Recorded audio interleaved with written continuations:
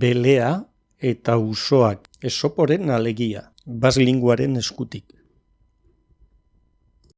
Usategi jakin batean, ederki elikaturiko usoak bizi zirela jakin zuen bele batek. Beleak zuriz margotu zuen bere burua, eta usoen artean sartu zen. Mokoa itxita izan zuen bitartean, usoek ez zuten antzeman. Baina egun batean, bere eginkizuna ahaztu zuen, eta beleek bezala garrasi egin zuen.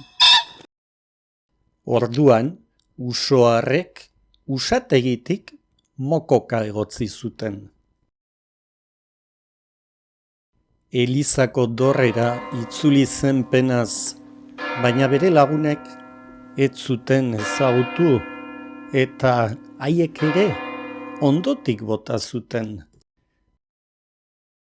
Eta horrela bele gaixoa aterpegabe gelditu zen.